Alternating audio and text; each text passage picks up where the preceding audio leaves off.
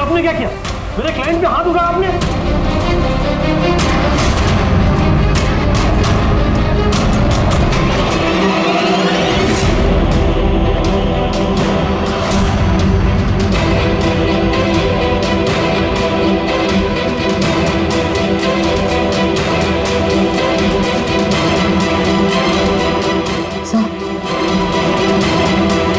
So he's dead?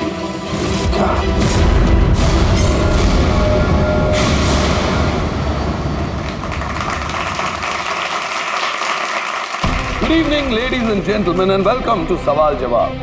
मैं आपका host Abhay Kumar आपका स्वागत करता हूं।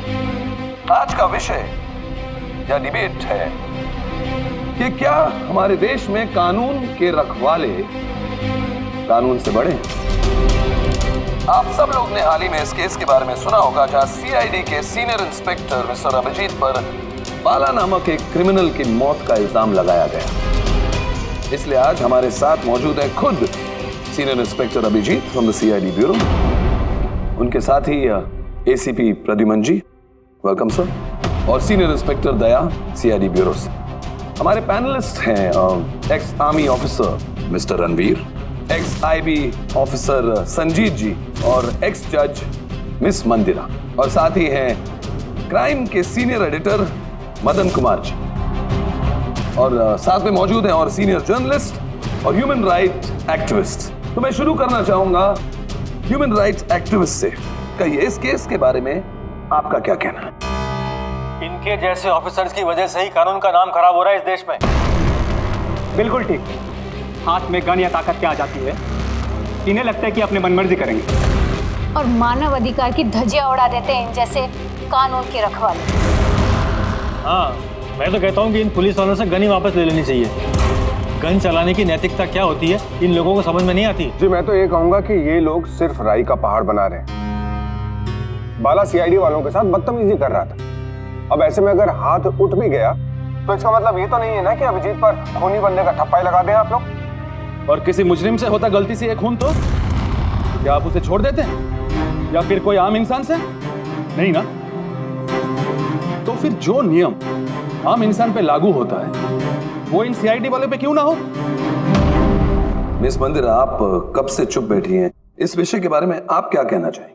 अभी जी मैं चुप इसलिए हूँ क्योंकि जिस सीआईडी टीम की बहादुरी की मिसालें लोग देते हैं उनको आज यहाँ अपमान करना ठीक है क्या? देखिए, मेरे हिसाब से इस बहस का कोई अंत नहीं कि अभिजीत सही है या गलत। ये सब अपने अपने नजरिए पे डिपेंड करता है। अब मैं बात करना चाहूंगा एसीपी प्रद्युमन जी से, जिनका लंबा करियर जो देश के प्रति जिम्मेदारी और फर्ज से भरा हुआ है। इस केस में आप किसका साथ देंगे? सीआईडी के अभिजीत जी का या फिर कानून का? देखिए, आज तक मैं हमेशा कानून का साथ देता आया और आगे साथ देता रहूंगा। इंसाफ होके रहेगा और मैं ये कहने का किसी को भी मौका नहीं दूंगा कि कानून हम सीआईडी वालों के लिए अलग है और आम लोगों के लिए अलग। जब तक इंक्वायरी कमीशन का डिसीजन नहीं आता तब तक सीनियर इंस्पेक्टर अभिजीत सीआईडी की ड्यूटी से सस्पेंड रहेंगे।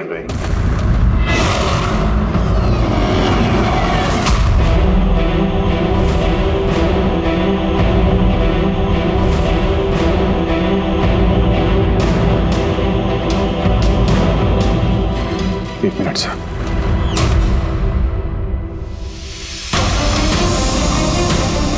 तो मेरे बारे में लोग क्या कहते हैं इससे मुझे कुछ फर्क नहीं पड़ता। अभी आपके मुंह से जो कुछ सुना बहुत तकलीफ हो रही है सर। जो कुछ हुआ आपके सामने हुआ, आप वहीं पे मौजूद थे। अपने दिल पे हाथ रख के कहिए सर कि मैंने जानबूझ के आदमी को मारा है। और अगर आपका जवाब हाँ है तो मैं बिना किसी अदालत के फैसले के खुद फांसी के फंदे के सामने जाके खड़ा हो जाऊंगा। अभिजीत, रिलैक्स। नहीं यार दया, बस। अच्छा मजाक बना रखा है। हर कुछ महीनों में कुछ लोग हमारे ऊपर इल्जाम लगाते हैं और सर हमारा साथ देने के बजाय हमें सस्पेंड कर देते हैं। और आप लोग बड़ी बड़ी बातें कर रहे थे मानव अधिकार की। क्या कह रहे थे आप? हमारे हाथों से गन ले लेनी चाहिए। अगर आज आप लोग अपने घरों में सुरक्षित तरीके से होली दिवाली मना रहे हैं वो इसलिए कि हमारे हाथों में गन्स हैं। हम लोग रात भर जागते हैं ताकि आप लोग चैन की नींद सो सकें। जब मुजरिम यहां सर पे बंदूक तानता है, छाती पे गोली चलाने वाला होता है और तब आपको यह याद दिलाया जाता है कि आपको पलट के मुजरिम पे वार नहीं करना है, सिर्फ टांग पे गोली चलानी है, उस दिन मैं आपसे ह्यूमन राइट्स और मानव अधिकार की स्पेलिंग पूछूंगा। उस दिन।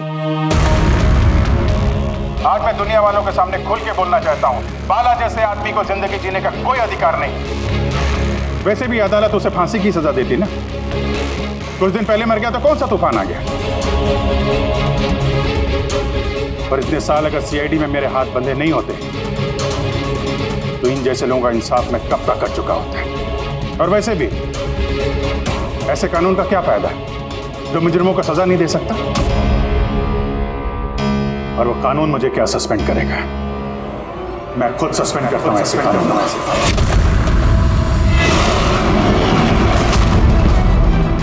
दिल में जज्बा और जेब में इस्तीफा लेकर हमेशा घूमता हूं मैं।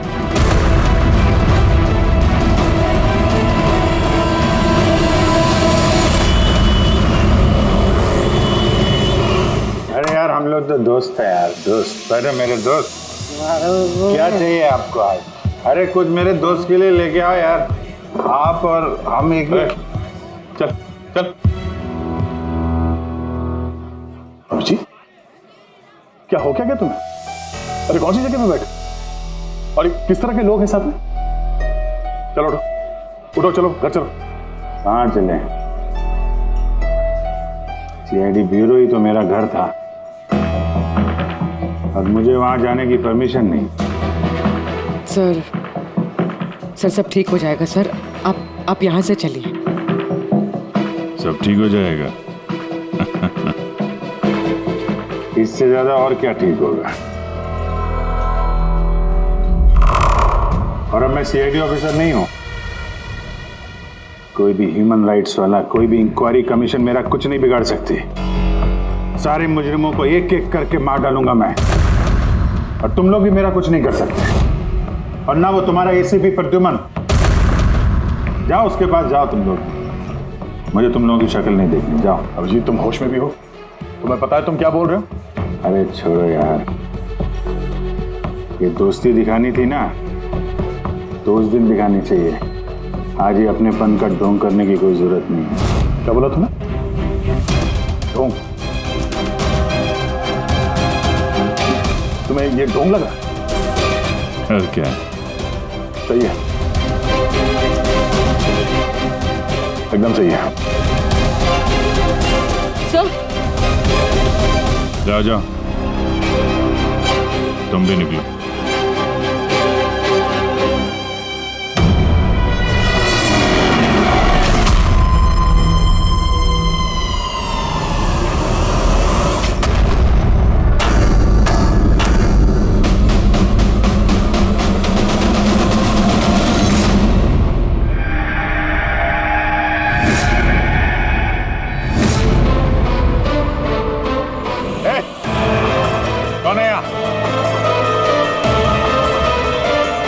में पट्टी क्यों बांध रखी है? बोलो मुझे, कहां लेके आ गए? कौन हो तुम लोग? खोलो मुझे।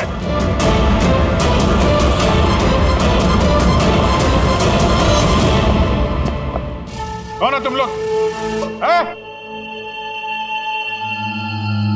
पट्टी खोलो।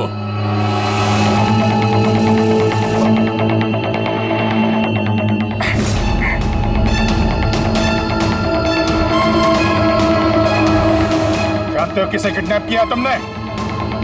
एक सीआईडी अभिजीत, अब तुम एक सीआईडी ऑफिसर नहीं रहे। सीनियर इंस्पेक्टर अभिजीत सीआईडी की ड्यूटी से सस्पेंड रहेंगे। डरो मत, तुम्हें हमसे कोई खतरा नहीं।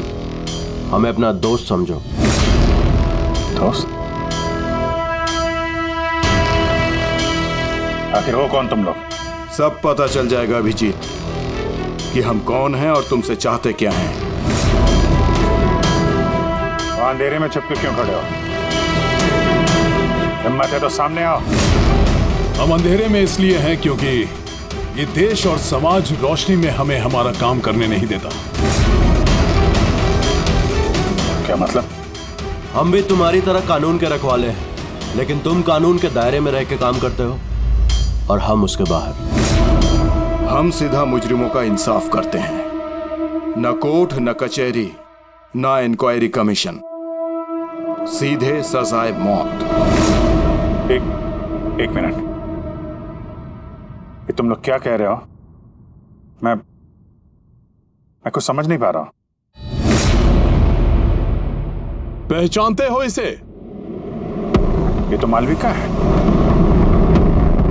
कहने को सोशलाइट, लेकिन कई आतंकवादी गतिविधियों से जुड़ी हुई है ये। Good, next.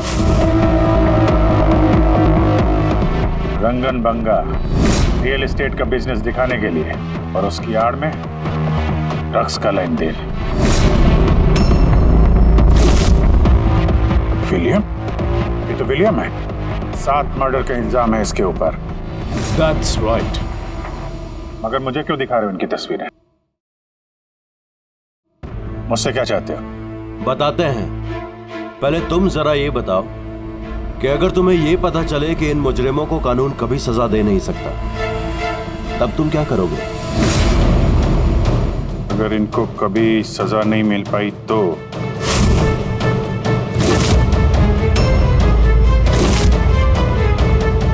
मैं खुद मार दूंगा इनको। वैसे भी किसी भी मुजरिम को इस धरती पे सांस लेने का हक नहीं है। सबको कुचल के मार देना चाहिए, सबको। Very good. तुम्हारे अंदर हम यही जोश और जुनून देखना चाहते थे। हम तुम्हारा दर्द समझ सकते हैं अभिजीत। अगर बाला गलती से मारा भी गया तो क्या फर्क पड़ता है? था तो वो एक मुजरिम है ना। अब तुम ही बताओ अभिजीत, इतने सालों की ड्यूटी का ये जो सिला मिला है तुम्हें, क्या ये ठीक है? इनके जैसे ऑफिसर्स की वजह से ही कानून का नाम खराब हो रहा है इस देश में। और मानव अधिकार की धज्जियां उड़ा देते हैं इन जैसे कानून के रखवाले। हाथ में गन या ताकत क्या आ जाती है? इन्हें लगता है कि अपनी मनमर्जी करेंगे। नहीं, बिल्कुल ठीक नहीं है। सिर्फ मैं ही जानता हूं सम्मान का घूंट पीने से क्या बीत रही है मुझ पे। किस आग में चल रहा हूं मैं। हम समझते हैं अभिजीत, इसलिए तो तुम्हारी तरफ दोस्ती का हाथ बढ़ा रहे हैं। हमारे गैंग का काम है उन मुजरिमों का सफाया करना जिन्हें अदालत ने खुला छोड़ रखा है। बनोगे हमारे गैंग का हिस्सा? सोच क्या रहे हो अभिजीत? हमारा साथ दोगे या फिर उस सिस्टम का जिसने अनजाने में हुए एक हादसे के लिए तुम्हें सजा दी? मैं नहीं जानता कि तुम लोग कौन हो, पर जब लड़ाई जुर्म और मुजरिमों के खिलाफ है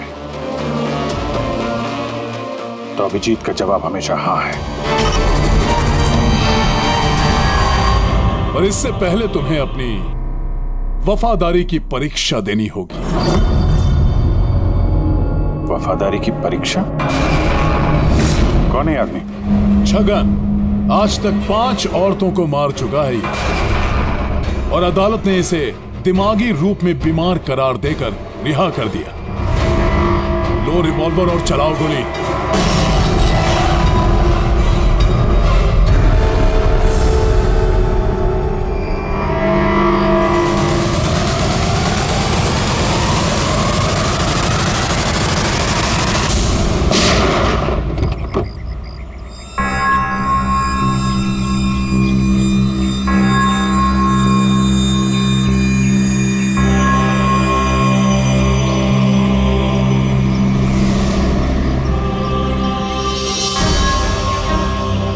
हमारी फ़ोन का इंतज़ार कीजिएगा। और हाँ, जो आपको तकलीफ हुई ना, उसके लिए सॉरी। और एक बात ध्यान में रखिएगा, फ़ोन हमेशा अपने साथ रखिएगा। अगर बाथरूम जाना है तो भी।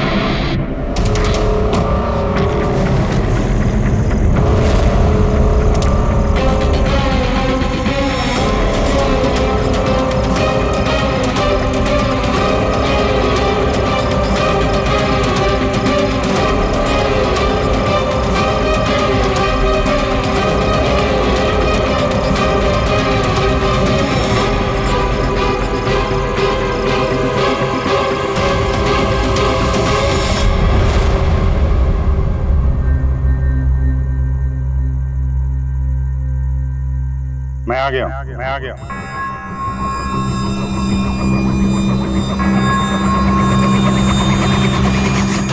हमारा अंदाजा सही निकला।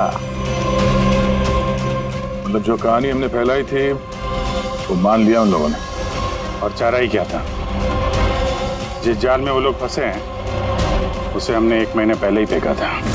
सर, इतने खतरनाक मुजरिमों का एक के बाद एक कैसे खून हो जाना, ये संयोग नहीं हो सकता सर। तो इन सब मुजरिमों का ये नया दुश्मन कहां से आ गया? आ गया या आ गए? इन पांचों का कोई एक ही दुश्मन होना जरा मुश्किल लगता है। पर सर, अलग अलग दुश्मन है तो फिर सबने एक साथ हमला कैसे किया? पूरी लोग अलग अलग हो सकते हैं, लेकिन गैंग एक ही है, मकसद भी एक ही, बुरे लोगों का खात्मा करना। लेकिन कानून को अपने हाथ में लेकर अलग अलग शहरों पे अलग अलग टाइम पे खून करना, इतनी लंबी प्लानिंग किसी एक आदमी के बस की बात तो नहीं है। बिल्कुल ठीक कह रहे हो अभिजीत। लगता है कुछ मिल गया तुझे, हैं? हाँ बस। क्या? बस इसमें कोई एक खूनी नहीं है, क्योंकि अधिकतर हर एक खूनी का खून करने का अपना एक खास पसंदीदा तरीका होता है, लेकिन यहाँ पर ऐसा नहीं है। ये देखो, इसे गोली मारी गई है। गोली बहुत दूर से मारी गई है, लेकिन गोली सीधी जाकर के दिल में लगी है, 1 इंच भी इधर उधर नहीं। दूसरा, इसे मार्शल आर्ट के किसी एक खास मूव से मारा गया है, बहुत ही खतरनाक, एक झटके में चित। और ये तीसरा मर्डर? ये तीसरा, इसे जहर से मारा गया है। एक खास नुकीली चीज से जहर इंजेक्ट किया गया है सीधा आर्टरी। जहर तुरंत खून में मिल गया और ये खत्म। तो तीसरा मर्डर भी किसी एक्सपर्ट ने किया है सर? हाँ, ये पहला शार्प शूटर, दूसरा मार्शियल एक्सपर्ट और तीसरा खास तरीके से जहर का इंजेक्शन देने वाला। ये जो भी है, इन्होंने अलग अलग तरीके से जान लेने की ट्रेनिंग पाई है, जैसे कोई स्पेशल एजेंट। और शायद इस गैंग में इस तरह की सोच रखने वाले और भी लोग शामिल होंगे जो समाज से मुजरिमों को मिटाना चाहते हैं। सर, अगर ये लोग इतने एक्सपर्ट हैं तो ना ही कोई सुराग छोड़ेंगे, ना ही कोई पहचान। इन तक पहुंचेंगे कैसे? लोहा लोहे को काटता है पूर्वी। इन लोगों के गैंग तक पहुंचने का एक तरीका है, बाला की मौत का नाटक। सब कुछ प्लान के मुताबिक चल रहा था सर। फिर उन्होंने मुझे एक आदमी के ऊपर गन तान के ट्रिगर दबाने को कहा। और तुमने ट्रिगर दबा दिया? Yes sir. तुमने ट्रिगर दबा दिया? Yes sir. क्या मतलब है ये सब? हाँ? कहा था ना हमने, तुम्हारी परीक्षा ली जाएगी ये देखने के लिए कि तुम इस काम को अंजाम दे सकते हो या नहीं। मुझे किससे मारना है? एक ऐसा इंसान जो इंसान कहलाने के लायक भी नहीं है, देश के उत्तरी राज्यों में ड्रग्स का धंधा करता है और न जाने इसकी वजह से कितने नौजवान अपनी जिंदगी बर्बाद कर चुके हैं। उसका नाम? अपने आप को बहुत बड़ा बिजनेसमैन समझता है, लेकिन ड्रग डीलिंग ही उसका असली काम है। एक बार वो शहर में वापस आ जाए, बस उसके बाद उसका काम तमाम। नाम में क्या रखा है? गोली मारने के ठीक 1 घंटा पहले तुम्हें बता दिया जाएगा कि कब और कहां गोली चलानी है। ट्रिगर कैसे दबा दिया? उसे कुछ हो जाता तो, मारा जाता तो? नहीं दया, कुछ नहीं होता। वो गन के वजन से मैंने अंदाजा लगा दिया था, अंदर कुछ गोलियां वोलियां थी नहीं। अभिजीत, अब उनके रंग में इस कदर रंग जाओ कि रत्ती भर तक शक ना करे वो लोग। यही एक तरीका है उन तक पहुंचने का। लेकिन इसके पहले वो कुछ बड़ा अंजाम करें। अगर हम उनके अड्डे तक पहुंच जाएं और उन्हें वहां गिरफ्तार कर लें तो? अगर उनके अड्डे तक पहुंचेंगे कैसे? तुम्हारे आंखों पे तो पट्टी बांध रखी थी। पट्टी बंधी थी दया, लेकिन उनके अड्डे से घर पहुंचने तक मैंने रास्ते को अच्छी तरीके से महसूस किया है और जो कुछ मुझे लगा मैंने इस पेन ड्राइव पर रिकॉर्ड किया है। ये मेरे कपड़े हैं, जूते हैं, इनसे भी शायद कुछ मदद मिले उनके अड्डे तक पहुंचने के लिए। सर, जो भी करना है जल्दी करना होगा। कभी भी मुझे वो फोन आ सकता है ड्रग डीलर को मारने के लिए। और मैं नहीं चाहता कि ऐसा कोई काम करूं जिसकी इजाजत मुझे देश का कानून नहीं देता। जब तक कानून नहीं कहे हम किसी की जान नहीं ले सकते, फिर वो चाहे मुजरिम ही क्यों ना हो।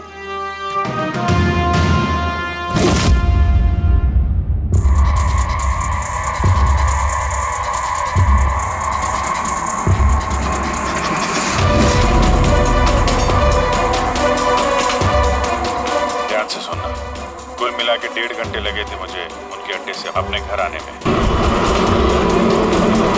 कार की स्पीड 60 के ऊपर नहीं गई होगी। 15 मिनट गाड़ी ट्रैफिक जाम में फंसी हुई थी। 10:15 उस वक्त मुझे किसी की अर्थी जाती हुई सुनाई थी। और हाँ, जब हम अड्डे से निकले थे तो वहाँ कहीं मंदिर में आरती हो रही थी लाउड स्पीकर पर। कुल मिला के 6 ट्रैफिक सिग्नल पे गाड़ी रुकी थी और कुछ 5 फ्लाईओवर्स थे और हर फ्लाईओवर को क्रॉस करने में करीब 40 से 45 सेकंड लगते। रेलवे स्टेशन और एक फ्लाईओवर के नीचे रेलवे स्टेशन था जहाँ पे ट्रेन की अनाउंसमेंट हो रही थी। सर आप अंदर। ये देखिए, अनिकेत कुमार सर, सीबीआई ने अभी थोड़े दिन पहले इससे बातचीत भी की थी। सर, देश के कई जगहों पर ये ड्रग्स का धंधा करता है। अभी कहाँ है? सर, वो फ्रेडी सर देख रहे हैं। ये पैडी है, भान। ओह, ये पैडी है। वो जो तुम अभिजीत की कमीज पर से लेके आई थी, वो रेशा, वो एक गनी बैग का रेशा, किसी बोरी का। मतलब पैडी और बोरा, इसका मतलब ये कोई गोदाम है। गोदाम को अपना अड्डा बना रखा है उन लोगों ने। कोई ऐसा गोदाम जहां पर अनाज रखा जाता है या फिर कोई ग्रेन मिल। सर ये रूट लिया उन लोगों ने। ये रूट ठीक वैसा जैसे अभिजीत सर ने बताया था, विरार की तरफ जाता है। गुरजापुर में। हाँ डॉक्टर साहब, क्या अभिजीत को अनाज के गोदाम में रखा गया था? अनिकेत आज सुबह ही ग्रीस से वापस लौटा है, अभी तो ऑफिस नहीं आया। अच्छा, अब गैंग वालों का फोन आएगा अभिजीत को, आएगा फोन।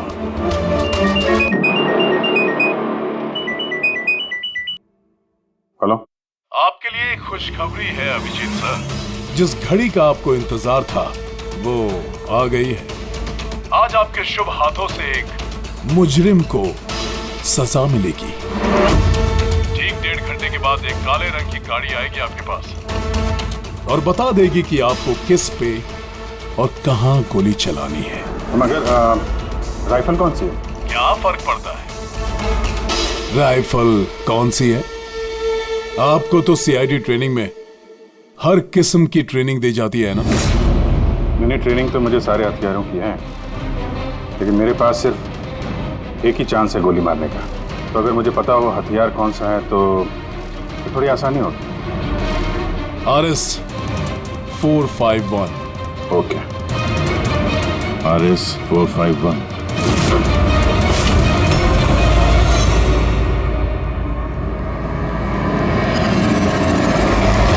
ये क्या कह रहे हैं आप? मेरी जान को खतरा है?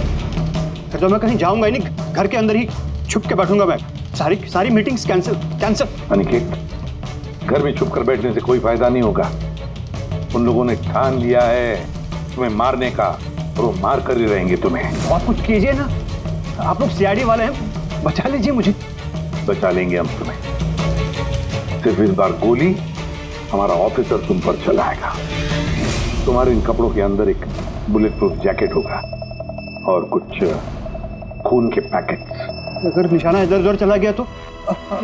अगर गोली सर पर लग गई तो? कुछ नहीं होगा, क्योंकि गोली भी नकली होगी। और हाँ, तुम्हें तुम्हारे कर्मों की सजा जरूर मिलेगी, मगर पहले हम तुम्हारे जरिए उस मास्टरमाइंड को पकड़ेंगे। अब बताओ, मीटिंग के लिए कहाँ जाने वाले थे तुम? अगली मीटिंग 1 घंटे में है। एक मॉल के बाहर एक प्रोडक्ट लॉन्च है। मॉल के बाहर? हेलो, मुझे लगता है मिशन कैंसिल करना पड़ेगा। मगर क्यों? बाला जिंदा है।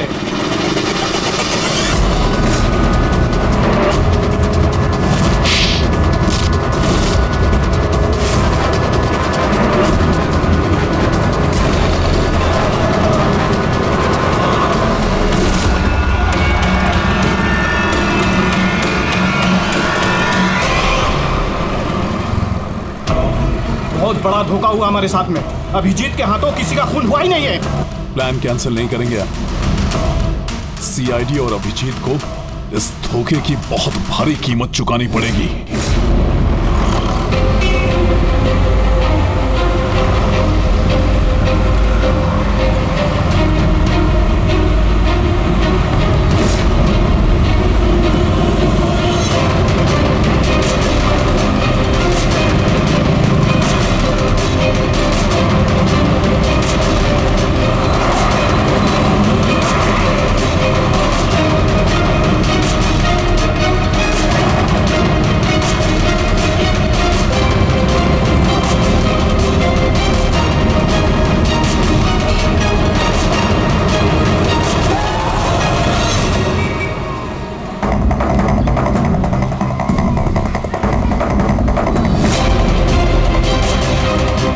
पे वो आदमी आने वाला है। पर वो आदमी आया कौन? सबर रख, पता चल जाएगा। चल तुझे वो जगह दिखाता हूं जहां से तुझे गोली चलानी है उस पर।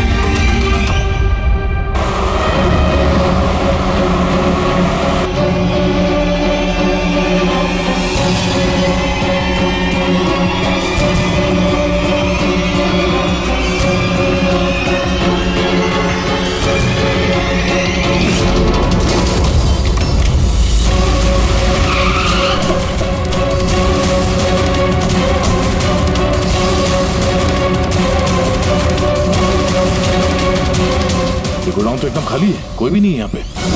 हाँ सर, ये वो गोदाम तो नहीं लग रहा है जिसे हम ढूंढ रहे हैं। ओ भाई साहब, कौन है आप लोग? क्या चाहिए? तुम यहाँ पे काम करते हो? ये गोडाउन को इस्तेमाल कर रहा था क्या? नहीं तो पिछले 2 साल से बंद पड़ा हुआ है और ये गोदाम हमारे बॉस को बेचना है। अब क्या खरीदने आए? अगर ये वो गोडाउन नहीं है तो फिर कौन सा गोडाउन है?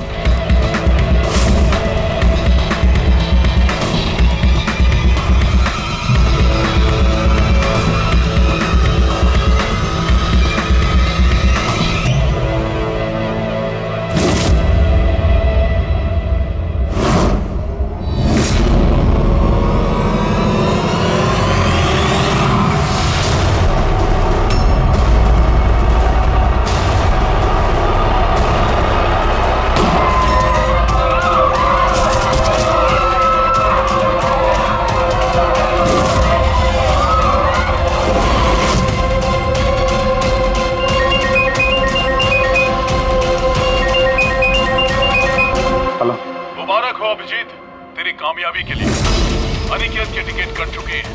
अब बैठो गाड़ी में, मिलकर बधाई दूंगा तुम्हें। ठीक है, आ रहा हूं मैं।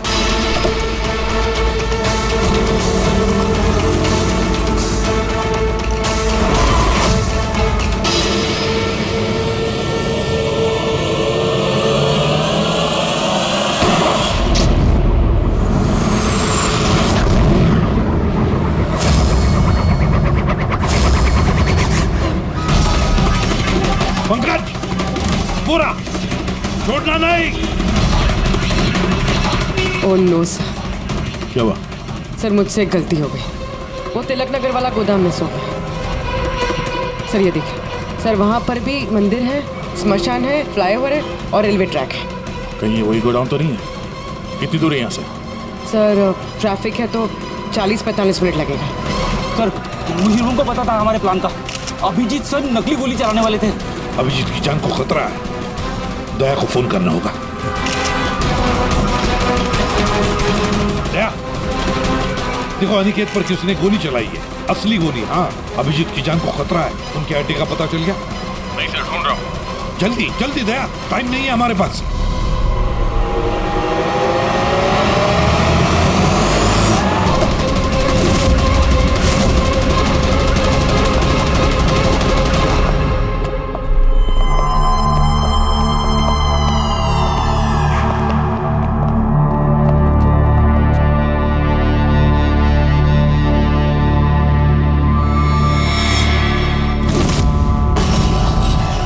बहुत बहुत बधाई हो तुम्हें, वेल डन। अनिकेत के मौत की खबर हर न्यूज चैनल पर छा गई।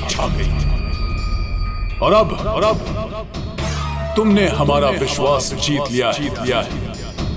इसलिए अब हम अंधेरे से रोशनी में आकर तुमसे अपनी पहचान करवाएंगे।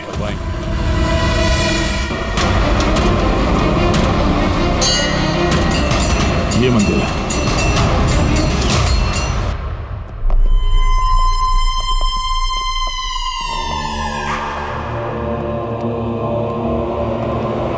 हमारे पैनलिस्ट हैं ex IB officer Sanjeet ji, ex जज miss Mandira, ex army officer mister Ranveer. ओह, तो आप लोग हैं? हाँ, हम। क्यों? हैरानी हुई हमें देखकर? भूल गए उस दिन जब सिर्फ मैंने तुम्हारा समर्थन किया था?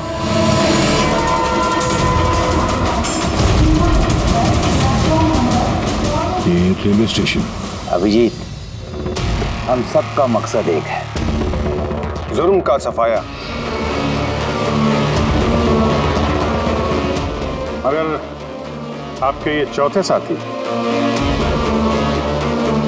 इनको क्या हुआ है? ये सामने क्यों नहीं आ रहा है? मैं सामने आऊंगा भी नहीं, क्योंकि तुम एक धोखेबाज हो।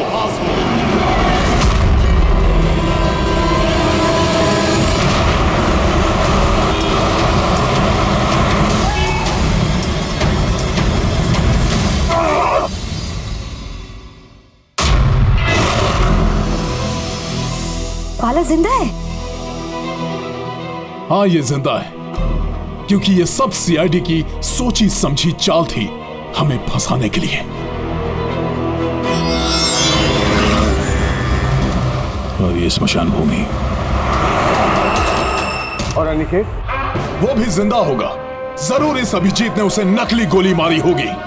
अभिजीत, इस धोखे की सजा सिर्फ मौत है, सिर्फ मौत। तुम और बाला दोनों मरोगे, दोनों। और तुझे हम नहीं मारेंगे, ये मारेगा। मैं क्यों? क्योंकि एक ईमानदार और बहादुर ऑफिसर को मारना हमारे ईमान के खिलाफ है।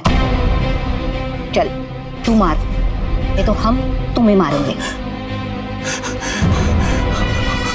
वो तो आप वैसे भी मार दोगे। नहीं, हम तुम्हें एक और मौका देंगे। चलाओ गोली। ले वाला, पिस्तौल ले। ले।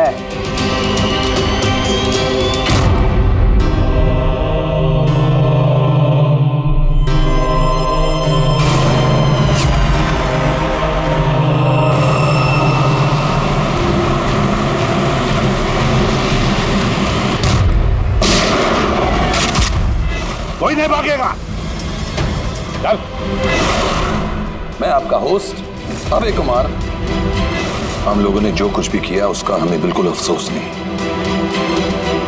हम लोग भी देश के लिए कुछ करना चाहते थे, जैसे आप लोग करना चाहते हो। देश के लिए कुछ कर गुजरना बड़ी अच्छी बात है, पर जो रास्ता तुम लोगों ने अपनाया ना, वो गलत है, कानून के खिलाफ है। तो कानून कौन सा 100% परफेक्ट है?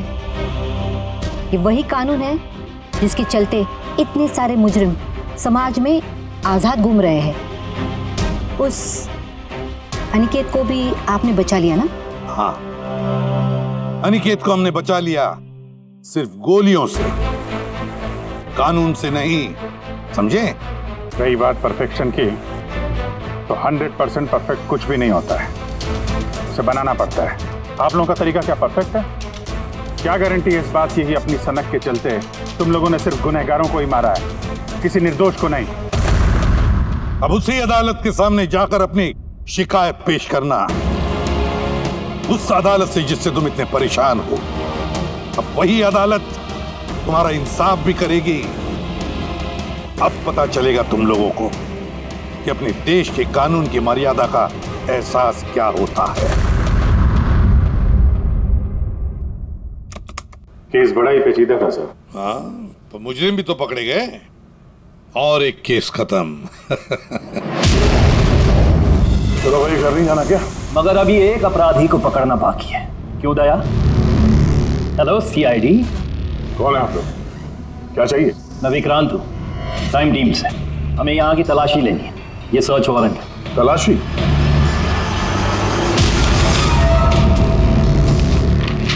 हमारी आप सबसे रिक्वेस्ट है कि आप सब हमारे साथ पूरी तरह से कोऑपरेट कीजिएगा। क्या हम जान सकते हैं कि तलाशी क्यों ली जा रही? दमन के फांसी वाले केस में आप सबके खिलाफ कंप्लेंट है कि आप सब ने एविडेंस के साथ छेड़छाड़ की थी।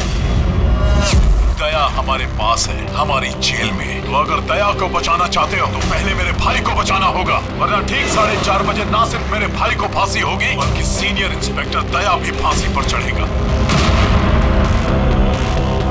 तलाशी शुरू करो। आप सबके फोन रिकॉर्ड्स भी चेक किए जा रहे हैं। अब आप सब पे कड़ी नजर रखी जाएगी।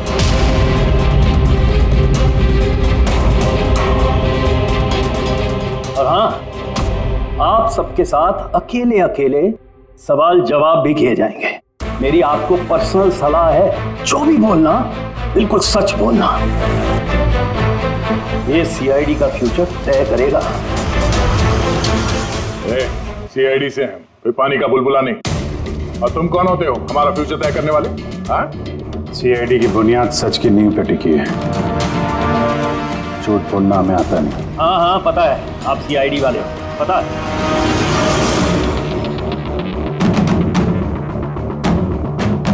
लेकिन आप जो भी हो, कानून से ऊपर नहीं हो।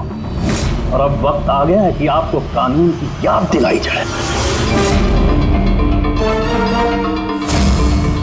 क्या पता है हमें, हम कानून से ऊपर नहीं, पर हम कानून के रखवाले हैं। कानून के रखवाले हम सीआईडी वाले, और हम गर्व से कहते कि हम सीआईडी वाले हैं।